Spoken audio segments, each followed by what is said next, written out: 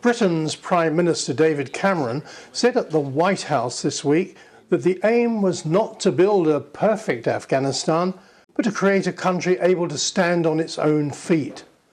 Be that as it may, if you look at the region's history, geography and rivalries, you'll see that Afghanistan's neighbours are eyeing a role in the country's fate. Welcome to Agenda, and joining me this week to bring his perspective to the future of Afghanistan is Stratfor's chief analyst, Robert Kaplan. Bob, Afghanistan is at the crossroads. Its future is more uncertain than most. But then, in a geographical and economic sense, it's always been at the crossroads, hasn't it? Yes, it has. When people hear the word Afghanistan, they tend to think of a place that has existed in a political sense since antiquity. While in fact, Afghanistan, as we know it, has only existed for several hundred years. It was founded as a buffer of sorts between the Persian state and the Mughal Empire in the Indian subcontinent. And then as the British gradually took over the Indian subcontinent and the Tsarist Russians extended their reach southeastwards into Central Asia, the area of Afghanistan became a buffer between Great Britain in India and the Tsars in Central Asia. And in fact, what this buffer was a fragile webwork of tribes. And I emphasize the word fragile because it was very easy to tear apart because this fragile webwork of tribes was in itself divided between the Uzbeks and Turkomans and Tajiks north of the Hindu Kush Mountains that run through Afghanistan, and the Pashtuns or the Pathans that live south of the Hindu Kush Mountains. So this is a state, or this is a polity, only in the most fragile way. Now that poses two questions. When the US and its allies leave, whether that be sooner or later, what happens to this fragile place? And then second, which country in the neighborhood will have the most at stake? Yes, well, keep in mind that if you were an Indian, a high Indian official in New Delhi, you would not see Afghanistan the way the Americans do. You would not see it as part of southern Central Asia. You would see it as part of the Indian subcontinent, or at least the shadow zone of the Indian subcontinent. And throughout history, southern Central Asia, or Afghanistan, was fought over often.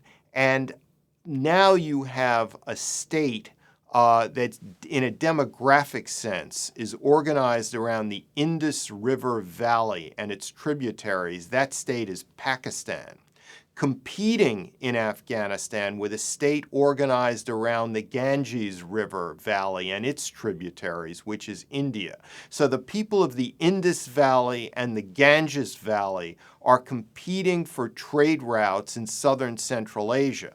And once the United States leaves, or shall we say reduces its forces significantly, India and Pakistan will likely quicken their great game of sorts, a sort of battle by proxy for control of what is Afghanistan. So we can leave Afghanistan.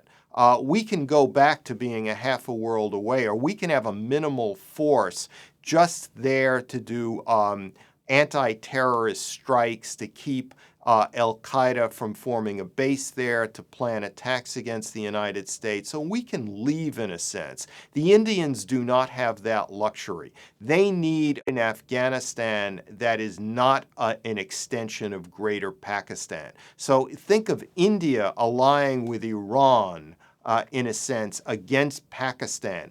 India, helping to build roads from Afghanistan into Iran so that the Afghans lean more heavily on the Iranians and are more dependent on them so that there's less dependence on Pakistan. This is a real geopolitical game that is going to intensify as the United States reduces its presence. Yes, it's interesting to look at this from the viewpoint of the neighbours. So far, the public focus has mostly been on the American involvement and whether or not Afghanistan will be able to manage on its own. Yes, it's also because journalists are children of the moment, and they're concerned with what's happening now and what could happen over the next year or two. I'm talking about the long game, the long geopolitical game 10 years out.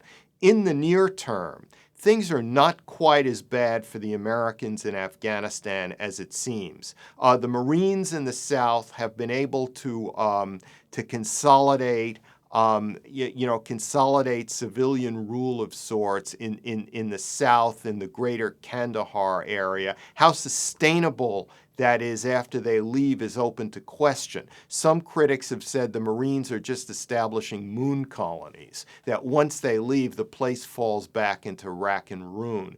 We have been gradually building up the Afghan army. People are joining the Afghan police force from the south, that is Pushtun, so it won't just become a Tajik, Uzbek police force. Violence is generally down. Kabul and Kandahar have been, essentially safe cities, so it's not collapsing to the degree that, say, Iraq collapsed in 2006 and 2007. So I'm not altogether pessimistic about American prospects in Afghanistan, but ultimately it's true, we have to leave, and then it's going to become more of a subcontinental game where the Indians, the Pakistanis, Iran, and to a lesser extent, the countries of former Central Asia, Tajikistan, Uzbekistan, will all be involved in either stabilizing or carving up Afghanistan. In the last week, we've heard various Western leaders using the phrase staying the course about Afghanistan. Nice expression, but what do they actually mean? What they mean is that they see things as not altogether bad in Afghanistan. They see some of the statistics that I just brought out about, lower rates of violence, stabilization in the south in Kandahar. The north is improving slowly, the Herat area, the Mazar al-Sharif area. They see possibilities, and they are afraid that if the American withdrawal is too precipitous, and this withdrawal becomes even more precipitous because of events of recent days and weeks, such as the Koran burning and the rampage by that individual army sergeant, that President Obama is going to be politically forced to pull out sooner, and then all these gains that I've mentioned will literally dissolve. One last question. You've mentioned India. What about Pakistan? So what do the Pakistanis want? I'm not sure they want to go back to the status quo ante of 2001 before 9/11.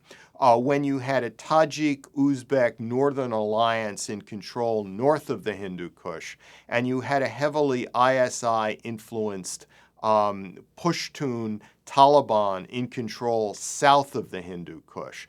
I think the Pakistanis would like a more normalized Afghanistan that's not divided, but that is also a weak state with a relatively weak army that comes under the sway of Pakistan, so that Pakistan, in fact, is the head of a greater Islamistan that extends up into former Soviet Central Asia and is thus a lever to use against India.